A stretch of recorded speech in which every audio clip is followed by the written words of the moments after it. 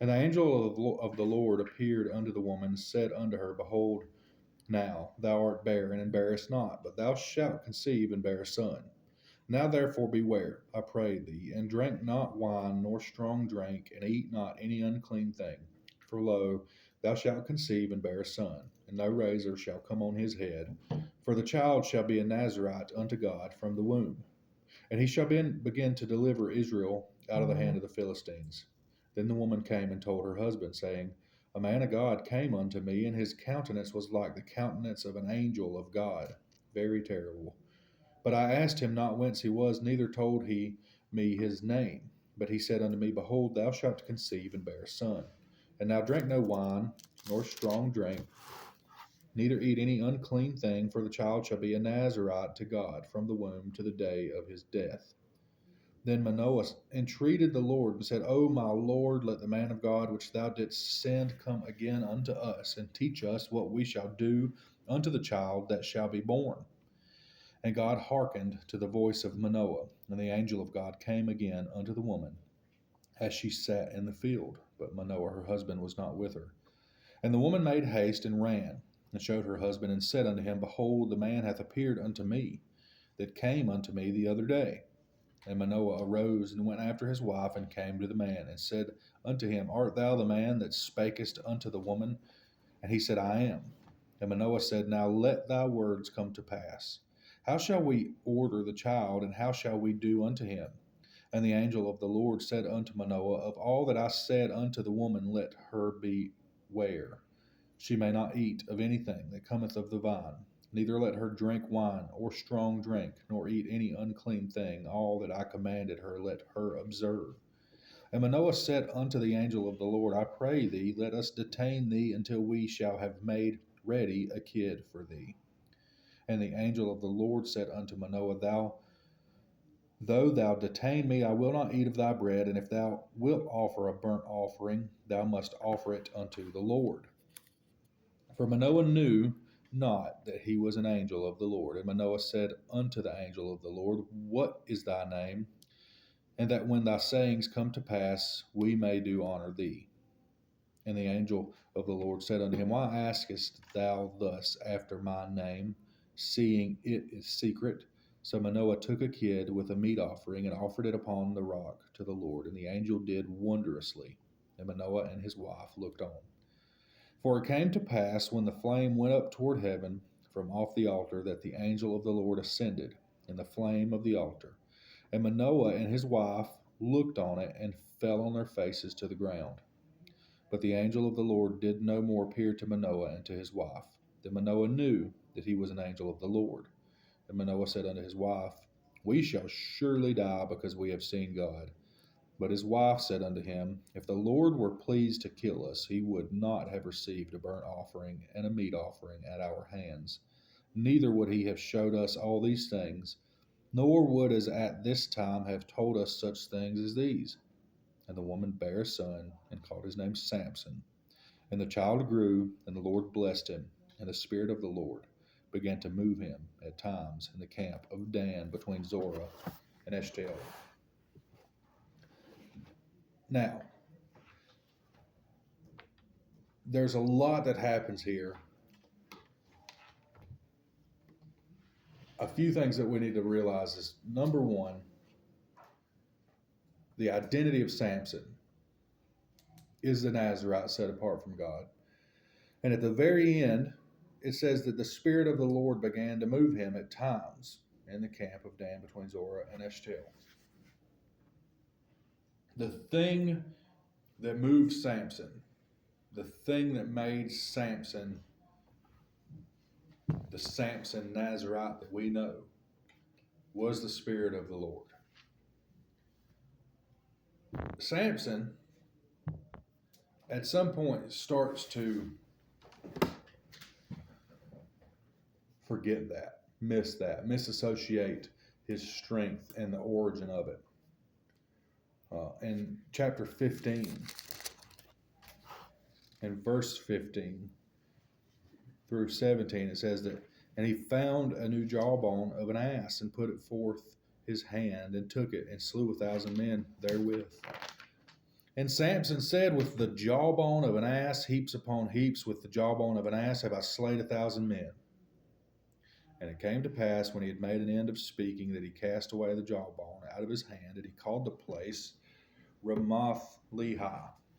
Now, we hear about Samson's strength. We hear about the things he's done. We've all heard about him killing 1,000 men with a jawbone of a donkey. We've heard about his feats of strength. We've heard about him killing a lion with his bare hands. We've heard about him killing 30 men to take their garments to pay for a wager that he lost. And a lot of times that is just what we think of when we think of Samson. We think of this really, really strong man that fell to temptation and was killed for it. But we got to realize that throughout all this, Samson's identity doesn't change. Samson named this place Ramoth Lehi. Samson attributed this great victory to something akin to himself and some prize that this weak little tool like the jawbone of a donkey was the thing that he used to slay 1,000 men. And Ramoth Lehi actually means jawbone hill. And so Samson just gave the victory essentially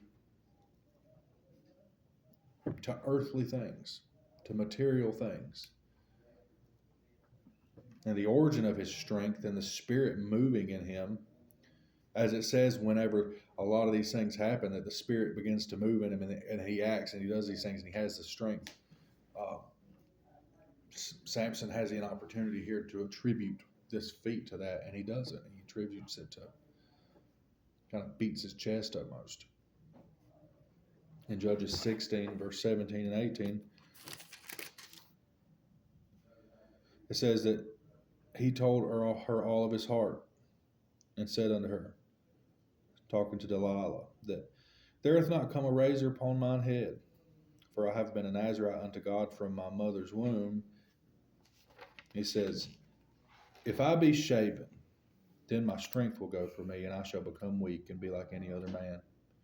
And when Delilah saw that he had told her all his heart, she sent and called for the lords of the Philistines, saying, come up this once, for he hath showed me all his heart. Then the lords of the Philistines came up unto her and brought money into their hands. This is really interesting, because if the strength comes from God and the Spirit moving in him gives him the power, how is it that he loses that power and that strength when his hair is cut?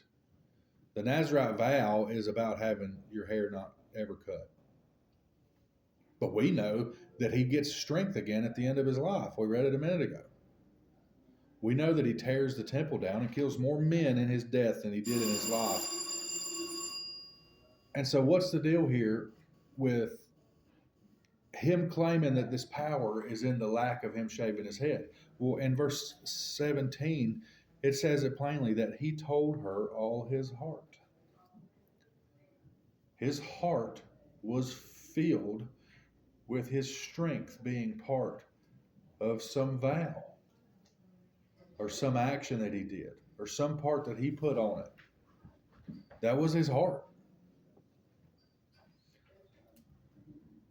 Now, we look back at chapter 13, verse 5, where it says that he's a Nazarite of the womb, Nazarite unto God from the womb. It's like, well, that's his identity. His identity is in God from the very beginning. And now his heart is claiming that his identity is in the vow and not in the God that he made the vow with. And so he gets destroyed. He gets completely and utterly destroyed. And something we have to understand and realize, that the reason some people find themselves in these situations where they have nothing and they're brought to nothing and given the opportunity to choose whether they're going to continue with nothing with God or maintain their grasp of the nothing that they have, is because God cares more about your true heart posture and position than anything else, including your eyes, like Samson's eyes, or your pride or your possessions or even your very life. He cares more about our integrity more than absolutely everything we have on this planet. And we can't understand the depths of that.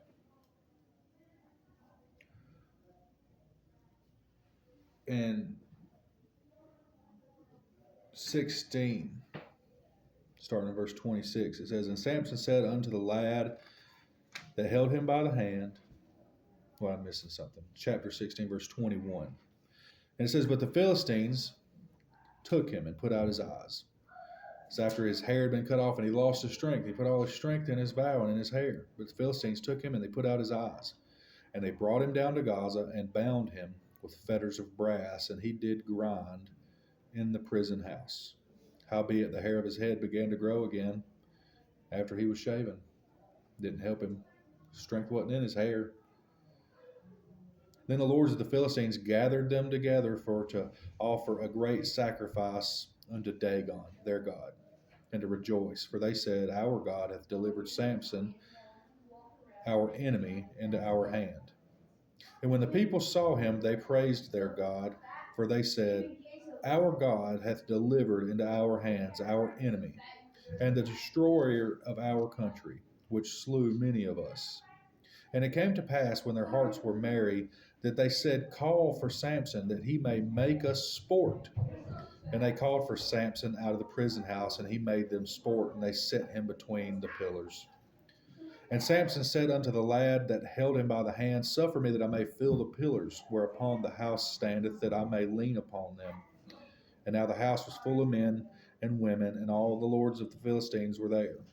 And there were upon the roof about 3,000 men and women that beheld while Samson made sport. And Samson called unto the Lord and said, O Lord God, remember me, I pray thee, and strengthen me, I pray thee, only this once, O God, that I may be at once avenged of the Philistines for my two eyes. And Samson took hold of the middle two pillars, upon which the house stood, and on which it was borne up, and of the one with his right hand and the other with his left. And Samson said, Let me die with the Philistines. And he bowed himself with all his might, and the house fell upon the lords and upon the people which were therein. So the dead which he slew in his death were more than they which he slew in his life. Then his brethren and all the house of his father came down, took him, and brought him up, and buried him between Zorah and Eshtaol, in the burying place of Manoah his father. And he judged Israel for 20 years. Samson, from the very beginning, before he was even born, was a Nazarite set apart unto God. There was a spot when he goes and gets a wife at the beginning, and he picks a Philistine wife, and his parents are like, Why, you ain't got a single woman among your own people? And it says that they didn't know that it was of God. God planned and ordained every instance in Samson's life. And I'm not saying that he ordained Samson's mistakes, but he did when Samson begun to attribute his strength and power to the thing that it didn't come from. God kept his covenant, his promise that Samson would be a set apart Nazarite. And he used his mistakes and he brought him to himself. And he restored Samson's faith in God.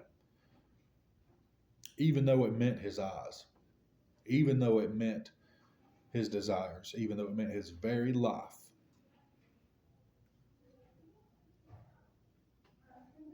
And so that's back to the question, what are you going to do when you don't have anything?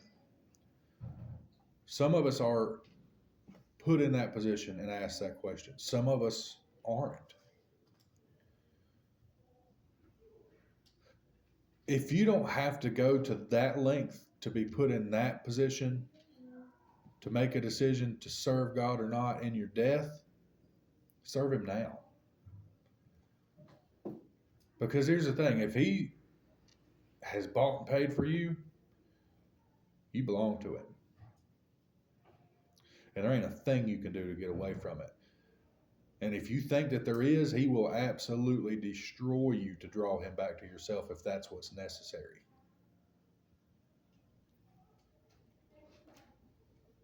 Let's pray.